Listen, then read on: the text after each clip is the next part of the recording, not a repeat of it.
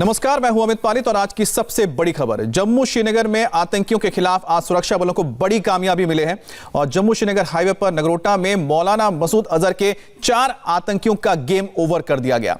इसी के साथ कश्मीर में जैश की बहुत बड़ी साजिश नाकाम हुई है।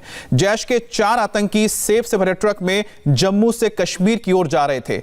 टोल प्लाजा के पास पहुंचने पर आतंकियों ने सुरक्षा बलों पर ग्रेनेड फेंके, जिसके बाद फायरिंग शुरू हो गई और इसी दौरान आतंकियों के ट्रक में ब्लास्ट भी हुआ। सुरक्षा बलों को आतंकियों के पास से 11 AK-47 राइफल, भारी तादाद में गोला बारूद मिले हैं। तो तस्वीरें आप देखिए किस तरह से इस ट्रक में ब्लास्ट होता है। करीब सुबह 4:45 बजे एनकाउंटर शुरू होता है और टोल नाके पर अब देखिए किस तरह से ट्रक आग के गोले में तब्दील हो गया और ये 4 वो आतंकी हैं जो ढेर हुए हैं और उनके पास से AK-47 मिले। 11, एक नहीं, 2 नहीं, 11 AK-47 और बड़ी तादाद में गोला बारूद मिला है और उसके बाद पूरे इलाके में सर्च ऑपरेशन भी चलाया जा रहा है। नगरोटा में जिस जगह आतंकियों का काम तमाम हुआ, ग्राउंड जीरो पर इंडिया टीवी के रिपोर्टर श्याम सरोता सुबह सुबह मौजूद थे। उन्होंने एक रिपोर्ट भेजी है, उनकी एक्सक्लूसिव रिपोर्ट देखिए। जम्मू के नगरोटा टोल प्लाजा में फिर से आतंकवादी हमला हुआ है, जिसमें बताया जा रहा है कि ये लोग सांबा से घुसपैठ करके जम्मू से कश्मीर की ओर जा रहे थे। जहां पर नगरोटा टोल प्लाजा के पास पहुंचने पर इन्होंने फायरिंग स्टार्ट कर दी। हालांकि यहां पे पहले भी जो 2 बार इनकाउंटर हो चुका है। सुरक्षा बल के जवान जो थे बिल्कुल सतर्क थे। जैसे ही पहला फायर जहां पे खुला, उसके बाद उन्होंने पोजीशन लेते हुए इस ट्रक को जो है घेर लिया। 2 से 2.5 घंटे के बीच जो है वो लगातार फायरिंग जारी थी। अभी भी आप देख रहे हैं कि पूरे नेशनल हाईवे को जो है वो क्लोज कर दिया गया है। कोई भी जो गाड़ी है यहाँ से नहीं रवाना की जा रही है।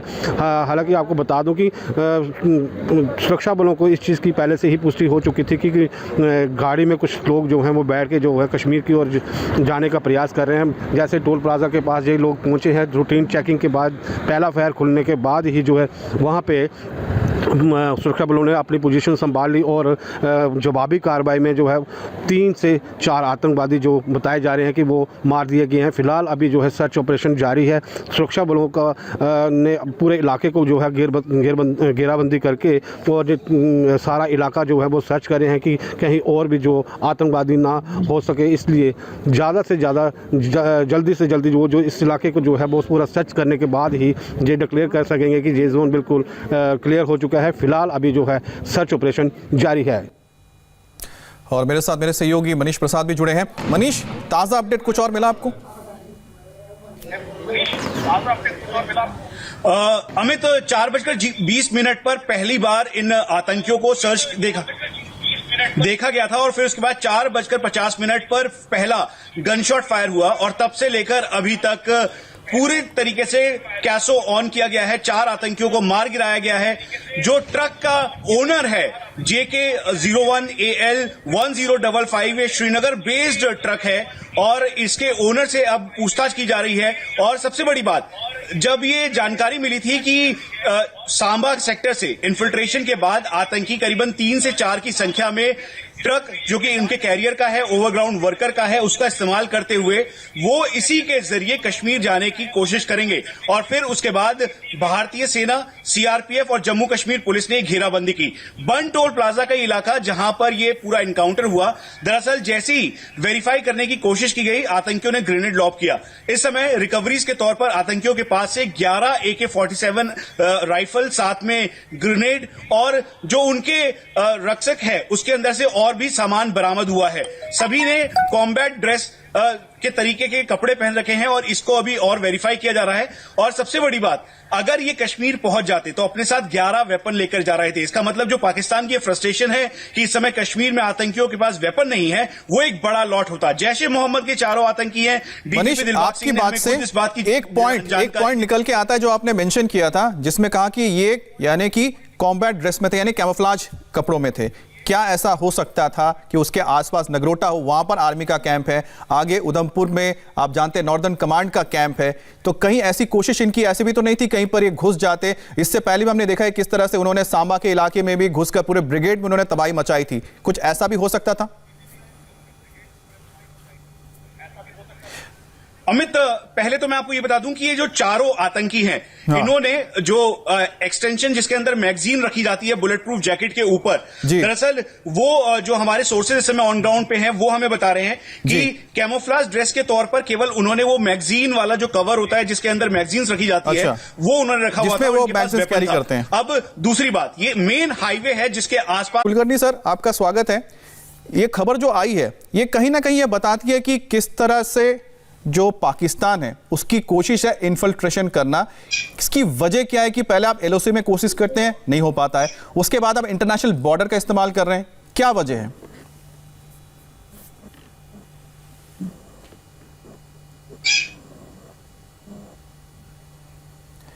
लगता है मेरी आवाज नहीं पहुंच रही है कुलकर्णी जी को। एक बार फिर से मनीष के पास चलता हूं। मनीष, जो हम डिस्कस कर रहे थे कि आपने बताया कि इससे पहले भी नगरोटा में इसी तरह का हमला हो चुका है।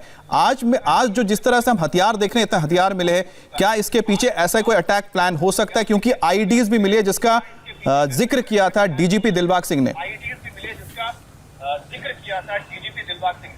अमित, डीजीपी दिलबाग सिंह ने 31 जनवरी 2020 के इंसिडेंट्स को लेकर कोरिलेट करते हुए बताया था कि उस दौरान करीबन 5 से 6 रेडी टू यूज आईडी मिली थी और 9 वेपन 3 आतंकियों के पास से रिकवर हुए थे। डीजीपी दिलबाग सिंह ने इंडिया टीवी से बातचीत करते हुए यह भी बात की थी कि इन मिला है और यही वजह है कि जब रिकवरीज की गई इन चारों के एनकाउंटर के बाद तो उस दौरान 11 AK-47 वेपन को रिकवर किया गया, साथ में ग्रेनेड रिकवर किया गया और कैमोफ्लेज के तौर पर जिसमें मैगजीन रखते हैं, दरअसल उसके अंदर से इन्होंने करीबन 22 से 40 करीबन 30 से 35 के लगभग मैगजीन्स को रखा हुआ था। इसका मतलब बिल्कुल साफ है, हर एक मैगजीन के अंदर 30 गोलियां। तो आप ये मान लीजिए कि जो एक भारी वेपन का खेप है वो लेकर ये कश्मीर हमारे साथ कुलकर्णी जी भी जुड़ गए हैं। सर, आज जो खबर आई ये बताता है कि पाकिस्तान के अंदर किस तरह की बौखलाहट है। वो चाहते हैं कि आतंकवादी गतिविधि वहां पर हो जो हो नहीं पा रही है। क्या और भी कोई वजह इसके अलावा?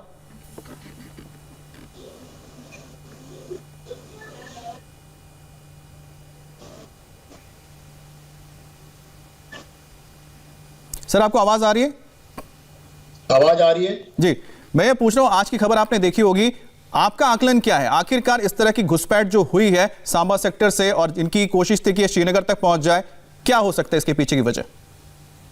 ऐसे है कि पाकिस्तान जो है आ गया है, नंबर 1। नंबर 2, सर्दियां आने वाली हैं, ज्यादा से ज्यादा इन्फिल्ट्रेशन करने की कोशिश कर रहे हैं, साथ में वो सीजफायर वायलेशन कर रहा है और इधर उसके अलावा पंचायती इलेक्शंस हैं, उसको ये नहीं पता चल रहा है कि इस तरह की जो लोकतांत्रिक एक कार्रवाई है वो हिंदुस्तान में कैसे हो सकती है। वो उनके सोच के बदलाव है। और सबसे बड़ी बात यह है कि चीन ने है जो अल बदर, जो डिफंक्ट टेररिस्ट ऑर्गेनाइजेशन था, उसे और जैश को दोनों को जबरदस्त दे करके पाकिस्तान ने अपने लॉन्च पैड पे तकरीबन 250 से 300 आतंकवादी तैयार है लॉन्च पैड से इन्फिल्ट्रेट करने के लिए, वो नहीं हो पा रहे। तो जिस तरीके से सीजफायर वायलेशन करके होने के बावजूद भी इन्फिल्ट्रेशन नहीं हो रहा है, इधर सांबा यहाँ से कोशिश कर रहे हैं, जितने सिक्योरिटी फोर्सेस हैं वो सतर्क हैं। उनको इस बात खबर थी कि जैश के जो मिलिटेंट्स हैं वो कहीं हीरानगर सांबा से इन्फिल्ट्रेट करने, यही कारण है कि सवेरे बंटोल प्लाजा के ऊपर जब इन्होंने गोली फायर की, जब इस गाड़ी को रोका गया, उसके बाद ये एनकाउंटर शुरू हुआ, जिसमें जैसे आपको मालूम है कि 4 आतंकवादी मारे गए। अब बहुत बड़ी बात है कि कहीं पर कोई पाकिस्तान जो है ये सोच नहीं पा रहा कि इतना सब कुछ होने के बावजूद भी हिंदुस्तान, वो उनको लगता था तो 70 हटाने के बाद एक तरीके से आक्रोश पैदा होगा, वो नहीं हो पा रहा है। जहां तक कि लोकल जो पॉलिटिकल लीडरशिप है श्रीनगर के अंदर, वो कोशिश कर रही है जो करने के, वो सोच रहे हैं कि जम्मू में भी अगर हम एक गोली फायर करेंगे 1000 लोग घबरा जाएंगे और जो इलेक्शन की प्रक्रिया है इसमें रुकावट आ जाएगी। वो कुछ नहीं होने वाला है, कुछ भी नहीं होने वाला है। और ये बौखलाहट सर्दी के आने से पहले वो साफ नजर आ रही है कि पाकिस्तान हिंदुस्तान के ऊपर दबाव डालने कोशिश कर रहा है। ये दबाव चीन के इशारों, कुछ बहुत अहम पॉइंट बताएं जिसमें डीडीसी के जो इलेक्शंस है, यानी कि डिस्ट्रिक्ट डेवलपमेंट काउंसिल के जो इलेक्शंस होने वाले हैं, वो भी एक बहुत अहम एक कह सकते हैं कि सरकार की कोशिश है कि वहां पर नॉर्मलसी कैसे आ सकती है, पॉलिटिकल रूप से उसको भी डिरेल करने की कोशिश है। लेकिन आप देखिए कि जो तस्वीरें हैं ये क्या बताती है। ये तस्वीरें आप देख रहे हैं आज सुबह की तस्वीर है, जब नगरोटा के टोल प्लाजा पर आतंकियों के साथ मुठभेड़ शुरू हुई। करीब सुबह 4:45 बजे इनकाउंटर शुरू होता है। जैसे जैसे दिन चढ़ता है आप देखिए ट्रक के अंदर किस तरह से ब्लास्ट होते, इसी ट्रक में वो आतंकवादी छिपे हुए थे।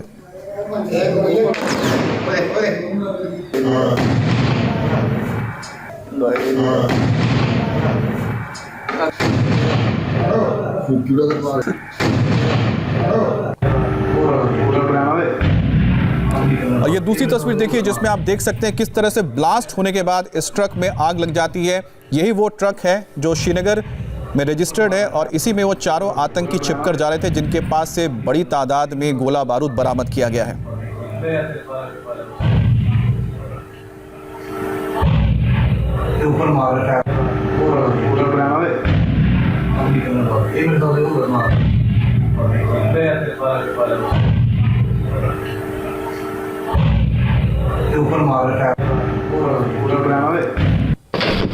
और आप देखिए ये है सुबह की तस्वीर। करीब 4:45 बजे जब ये एनकाउंटर शुरू हुआ था उस दौरान सूरज नहीं निकला था, यानी कि रोशनी नहीं थी, अंधेरा छाया हुआ था। उसी दौरान टोल प्लाजा पर फायरिंग की आवाज़ आपको सुनाई देगी।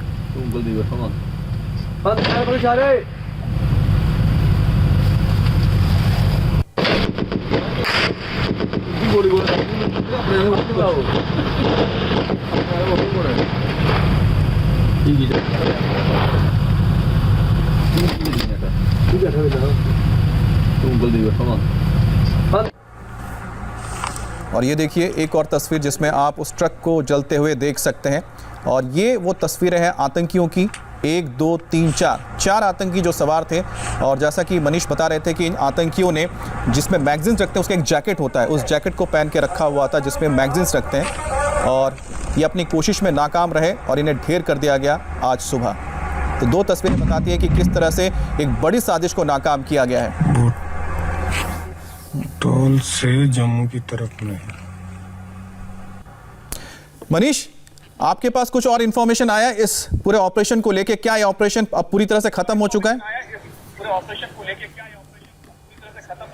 अमित, ऑपरेशन जरूर खत्म हो गया है, लेकिन अभी भी कॉर्डन एंड सर्च ऑपरेशन के तौर पे आसपास का जो पूरा एरिया है उसको एक बार फिर से सैनिटाइज किया जा रहा है। खास तौर पे सीआरपीएफ की QAT quick action team, Jammu Kashmir police की एसओजी और जम्मू कश्मीर पुलिस की लोकल यूनिट के साथ भारतीय सेना का नॉर्दर्न आर्मी कमांड का हेडक्वार्टर पास में है और बेसिस पास में है। तो इसीलिए इस पूरे एरिया को एक बार फिर से पूरी तरीके से सैनिटाइज किया जा रहा है ताकि कहीं से भी कोई चूक ना हो सके।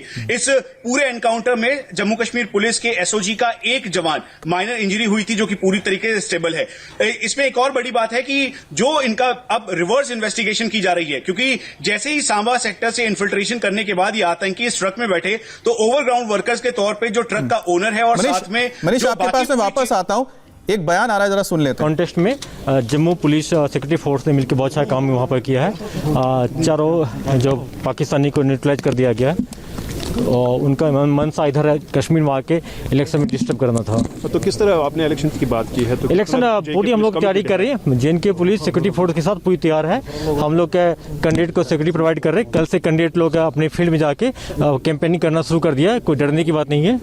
कल पुलवामा में भी वो एक शाम को एक ग्रेनेड हुआ था, बड़ा अनफॉर्चुनेट इंसिडेंट हुआ। टारगेट पुलिस और सीआरपी थी और जिसमें कि ग्रेनेड सिविलियन पर गिर गया, जिसमें काकपोरा में, जिसमें कि 12 लोग जख्मी हो गए। जल्दी से 4 आदमी को श्रीनगर लाए थे, शिफ्ट किए और चारों का हालत बिल्कुल ठीक है। और मिलिटेंट का पता चल गया कि किसने थ्रो किया, उसके हम लोग पीछे पड़े, उसको जल्दी हम लोग पकड़ लेंगे। तो हम कह सकते हैं कि डिस्टर्ब एक्टिविटीज हो रही है इलेक्शंस को करने की। कह रहे हैं कि अब उनकी स्टेट नहीं है, क्लेम कर रहे हैं जितने भी पेपर्स भरे हैं सर। बिल्कुल, देखिए हर एक कैंडिडेट को हम लोग एक कैंडिडेट को सिक्योरिटी प्रोवाइड करना मुश्किल है। कलेक्टिव सिक्योरिटी दे रहे हैं, हर एक को सिक्योर एरिया में रखा जा रहा है। जब कैंपेनिंग करने जा रहे हैं तो उनके साथ डबल एस्कॉर्ट हम लोग दे रहे हैं और उनको एरिया को सिक्योर करके कैंपेनिंग करवा रहे हैं। जिस तरह से आज नगरोटा में। तो ये थे विजय कुमार, आईजी श्रीनगर, जो बता रहे थे कि जो आतंकवादी वारदात अचानक यहां पर बढ़े उसके पीछे की वजह है जो इलेक्शंस होने जा रहे हैं वहां पर डीडीसी के। इसके बाद आपको बताएंगे कि आखिरकार जो रविंद्र रैना है, जो बीजेपी के अध्यक्ष हैं जम्मू कश्मीर के, वो इस आतंकवादी घटना को लेकर क्या कह रहे हैं। ब्रेक के बाद।